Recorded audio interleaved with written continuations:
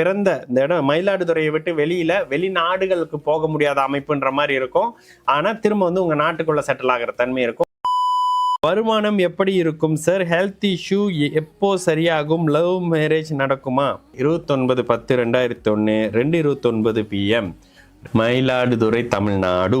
மீனம் ராசி, உத்திரட்டாதி நட்சத்திரம், ஜென்ம சனி போய்கிட்டு இருக்கு. ஆனால் லக்னத்தை குரு பார்த்த நல்ல ஜாதகம் தான். சரி, லக்னாதிபதி சுக்கரனுடைய நீச்சனுடைய வீட்டில் இருந்தால் கூட வீடு கொடுத்தவர் நீச்சபங்க அமைப்புகளில் 8ஆம் இடம் சுபத்துவம். கேள்வி என்ன கேட்குறீங்க?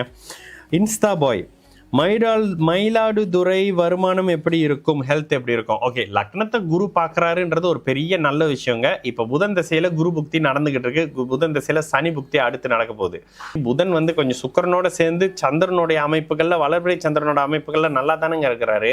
இப்போவே நீங்கள் பிறந்த மயிலாடுதுறையை விட்டு வெளியில் இருக்கணும் கும்பலக்கணம்னா, ஓகேங்களா? அடுத்து வரக்கூடிய கேதுவும் சரி சுக்கரனும் சரி உங்களை நல்லா தாங்க வச்சிருப்பாங்க. திரும்ப பிறந்த இடத்துக்கு போக முடியாம பண்ணுவாங்க தான். ஆரோக்கிய அமைப்புகளை ஏன் கெடுத்தாங்க? ஆரோக்கியம் ஏன் கெடுது? சந்திரன் 2019 வர்ற சந்திரன் ஏதாவது பண்ணாரா? 6ஆம் அதிபதி 8ஆம் இடத்தோட தொடர்புல இருக்காரு. அதே நேரத்துல 8ஆம் அதிபதி, ஆமா 8ஆம் அதிபதி 8ஆம் இடத்துல இருக்காரு. ஒரு அளவுக்கு இந்த அமைப்புகளில். ஆனால் லக்னம் நல்லா இருக்கு. லக்னாதிபதி 6ஆம் இடத்தை பார்க்குறாரு.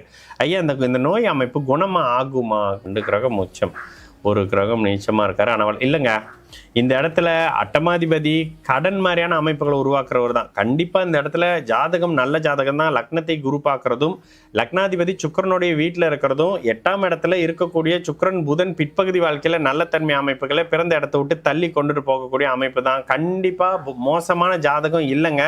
7.5 சனினால கொஞ்சம் அல்லாடிக்கிட்டு திண்டாடிக்கிட்டு இருப்பீங்களே தவிர மோசமான அமைப்புகள் இல்லை. பிறந்த இந்த இடம் மயிலாடுதுறையை விட்டு வெளிநாடுகளுக்கு போக முடியாத அமைப்புன்ற மாதிரி இருக்கும். ஆனால் திரும்ப வந்து உங்க நாட்டுக்குள்ள செட்டில் ஆகிற தன்மை இருக்கும். உண்மையிலேயே அடுத்து வர்ற சுக்கர தசை, கேது தசை, அடுத்து வர்ற கேது சுக்கர தசை எல்லாம் நல்லா இருக்கும். இப்போ கொஞ்சம் அகலக்கல்லாம் வைக்காதீங்க. லவ் மேரேஜ் எல்லாம் இப்போ வேணாங்க, கொஞ்சம் சைலண்டா இருங்க. சுக்கிரன் 8ல மறைஞ்சிருக்காரு, ஆனாலும் ராசிக்கு 7ஆம் அதிபதியா இருக்காருன்றனால திருமணம் குழந்தைகள்லாம் உங்களுக்கு ஒரு பிரச்சனையும் இல்லை.